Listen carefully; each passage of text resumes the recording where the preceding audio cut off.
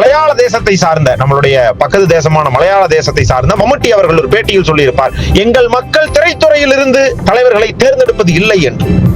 எவ்வளவு பெரிய ஒரு அவமானமான வார்த்தையை நம்மளை பார்த்து அவர் இன்டைரக்டா சொல்லிட்டாருங்கிறதா இங்க வருத்தத்தையே சொல்றேன். எல்லாரும் எம்ஜிஆர் ஆயிடலாம்னு ஆசைப்படுறாங்கன்னு சுந்தரராஜன் ஒரு காமெடியில சொல்லியிருப்பார். சிவாஜி கணேசன் அரசியலுக்கு வந்து காணாம போனார். டி ராஜேந்தர், பாக்கியராஜ் போன்ற பல்வேறு உச்சபட்ச நட்சத்திரங்கள், தனிமனித ஒழுக்கத்தோடும் வாழ்ந்த நட்சத்திரங்கள் காணாமல் போன வரலாறும் உண்டு. அண்டை தேசத்தில் பிரஜா ராஜ்யம் என்ற அமைப்பை ஆரம்பித்து எதிர்கட்சி அளவுக்கு வந்த சிரஞ்சீவியினுடைய அமைப்பு இன்னைக்கு எங்கேயோ போயிருச்சு, காணாமையோ போயிருச்சு. அதை போலவேதான் விஜயகாந்த் அவர்களுடைய நிலைமையும் இன்றைய சூழலில் சொல்கிறோம்.